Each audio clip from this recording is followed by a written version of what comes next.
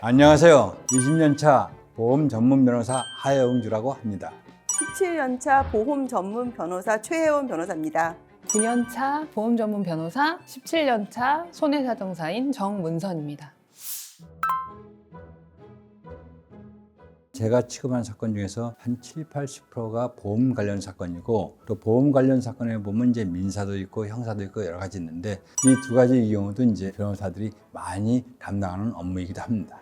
보험 전문 변호사들을 찾아오는 손님들은 보통 보험금 청구가 거절되거나 보험금 지급할 책임이 없다는 소송을 받은 분들이 개인적인 의뢰인으로 많이들 찾아오시고요. 보험사에서 보험 전문 변호사를 찾는 경우는 보험금 청구 소송을 받았을 때 적정한 손해액의 산정이나 또는 보험 약관 해석에 있어서 서로 의견이 다른 경우에 보험 전문 변호사들을 찾곤 합니다. 제가 조금 더 보완 설명을 드리면요. 보험금 청구나 상법에 나오는 보험 내용도 많이 하고요. 영업 쪽 이슈를 많이 합니다. 영업 쪽 이슈라는 거는 영업 조직에서 발생하는 각종 자문과 분쟁도 보험 전문 변호사가 하는 영역 중에 하나입니다.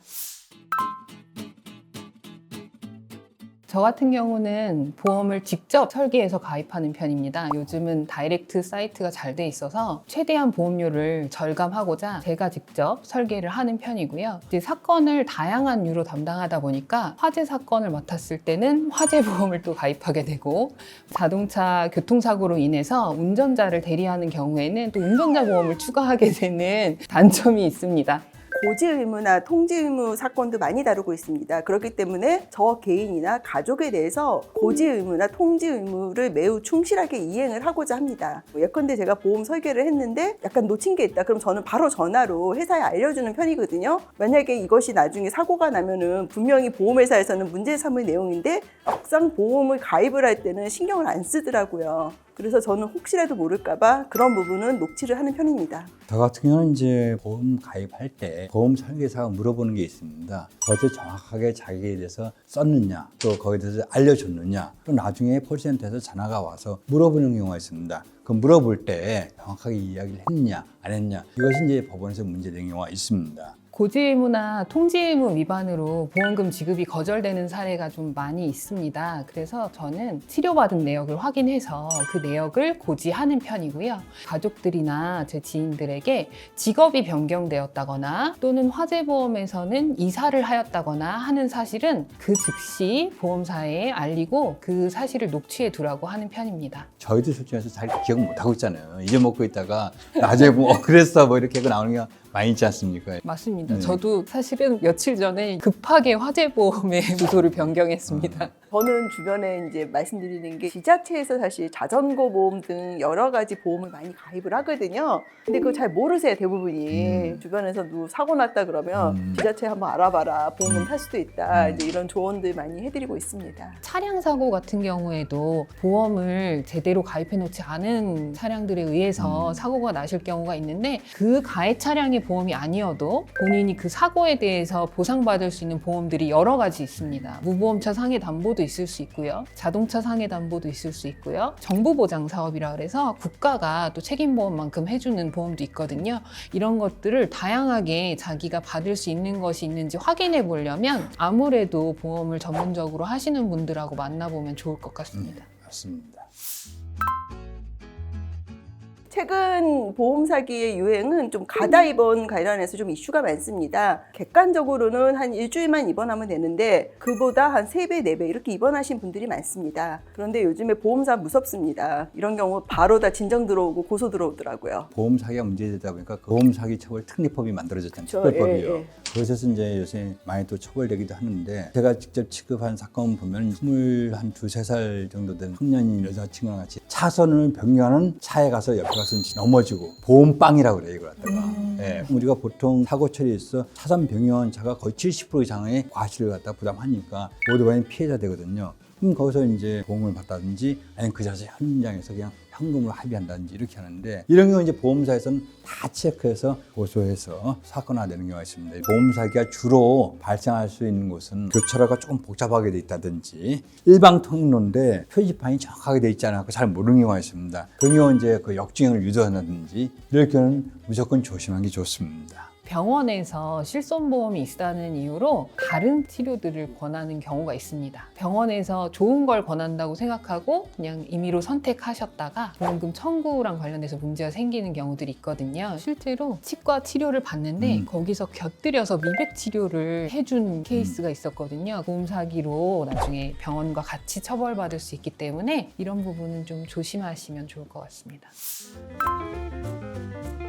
저는 이제 그 영업 규제 쪽도 좀 하다 보니까 변액보험 불안전 판매 이런 것도 좀 많이 하는 편이거든요. 변액보험은 우리가 이제 보장도 받으면서 내가 낸 보험료의 일부를 투자를 하는 거죠. 보통 펀드 투자를 많이 하는 건데 이분이 자기가 속아서 보험을 가입했다고 저를 찾아오셨어요. 그래서 얘기 들어보니까 진짜 보험을 전혀 모르시는 분이고 ELS 가입했는 줄 알았는데 알고 봤더니 변액보험을 가입을 했다는 거예요. 그래서 이게 전형적인 이제 불안전 판매 사례인데 이거 소송으로 가면 쉽지는 않거든요. 이제 보통 그럴 경우 보험사에서 내미는 증거가 있어요. 이제 상품 설명서에 이제 서명한 게 있고 해피콜을 우리 하지 않습니까? 해피콜을 우리가 보험을 가입을 하면은 많은 분쟁이 생기니까 가입 조직이랑은 전혀 다른 조직에서 연락이 옵니다. 무슨 보험을 가입을 했냐, 보조 의무는 했냐 이런 식으로 이 보험과 관련해서 사업은 문제가 될 수 있는 소지를 보험사에서 물어보는 거예요. 그 보험사에서 민원을 넣었더니 해피콜 답변이 있는데 답변이 완벽한 거예요. 그냥 네네네 하는 거는 저희가 반박을 할 수가 있는데 주관식으로 물어봐요. 요즘에는. 예컨대 이 사업비가 얼마가 나간다고 설명했습니까? 그러면 되게 정확하게 답을 하시는 거예요. 그러니까 이게 안 맞는 거예요. 이분은 보험을 전혀 모르시는 분인데 해피콜은 너무 완벽한 거죠. 그래서 알고 봤더니 이 해피콜 문제를 사전에 준 거예요. 주관식 답변 이렇게 하라고.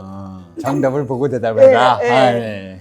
원래 해피콜은 내가 보험 가입하고 바로 전화가 오는 게 아니에요. 한 며칠 있다가 이제 확인차 전화가 오는데 이 사건은 해피콜 자체가 가입하자마자 바로 왔어요. 가장 기본적으로 말씀드리고 싶은 거는 보험 가입하고 모든 일이 한순간에 다 끝난다. 그거 일단 이상한 거라고 생각을 하셔야 될 것 같아요. 보험을 가입을 해도 내가 잘못 가입할 수 있기 때문에 취소나 철회할 수 있는 기간이 사실 충분히 있는데 한순간에 다 하는 경우가 있어요. 그런 경우는 좀 조심을 하셔야 될 것 같습니다. 보험금 청구 사건도 부활화법이 필요한 사건들이 맞아요. 꽤 많아요. 실제로 제가 했던 사건들 중에서 공동상속인으로 30년간 연락이 안 되던 부모님이 들어와야 되는 경우가 있거든요. 그래도 그럴 때 부모로서의 역할을 하려고 하시는 분들이 있는 반면에 실제로 언론에서 많이 문제됐던 것처럼 본인 보험금 조금이라도 손해보지 않으려고 하는 경우들이 있거든요. 그럴 때 사실 부모의 사랑이 참 무한하다고 생각했다가도 아닌 현실을 마주칠 때 이 일을 하는 거에 대한 회의가 들 때도 있고요. 좋은 부모가 돼야 되겠다는 생각을 할 때도 있고 가족들이 무탈하고 그냥 아무 일 없이 이런 나쁜 일 겪지 않기를 바라는 마음이 매일 갱신되는 것 같아요.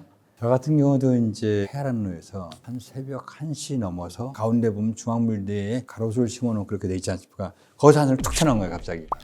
그러니까 미처 못 피하고 이제 사고가 나고 현장에서 바로 사망해 버렸어요. 그런데 이제 이 피해자를 놓고 보니까 노숙자예요. 인적 상황 없이 아무것도 없는 거예요. 근데 이제 알다시피 사망사고의 경우 합의를 해야지만 실형을 좀 피할 수 있잖아요. 요새는 좀 많이 바뀌었지 않습니까? 간신히 이 사람을 찾았어요. 자식 없고 배우자 없고 부모 다 돌아가셨어요. 근데 형제가 2명 있는 거예요. 그래서 형제를 만나갖고 1,500만 원씩 1,500만 원씩 주고 합의를 받았어요. 그래서 이제 가해자가 집행유예를 이렇게 된 경우가 있는데 문제는 형제 있잖아요. 돈 생겼네. 뭐 이런 거 있잖아요. 무용고로 해서 처리해버리고 아무도 안 나타나고 그냥 돈만 받아 챙기는 경우. 이런 건 좀 아닌가 하는 생각은 들어요. 진짜 보험 사건 하다가 슬픈 가족사가 나오는 네, 경우가 맞아요. 보험 사건 하다 보면 욕심을 많이 내려놓게 되는 것 같아요. 워낙 많은 사건 사고들을 접하다 보니까 평온한 하루에 감사하게 되는 날이 기회가 없는 것만 네. 해도 사고 없는 것만 해도 내가 복 받은 인생이다 그 생각 들더라고요.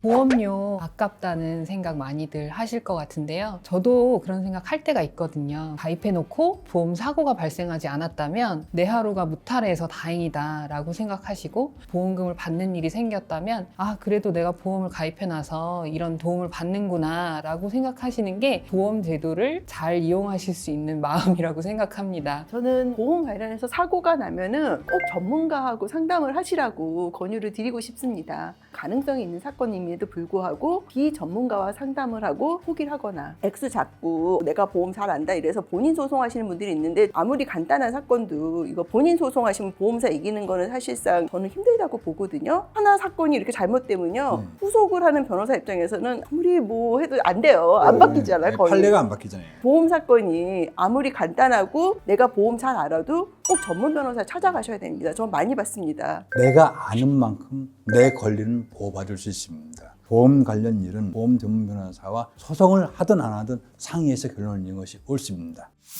진료는 의사에게, 약은 약사에게, 보험은 보험 전문 변호사에게.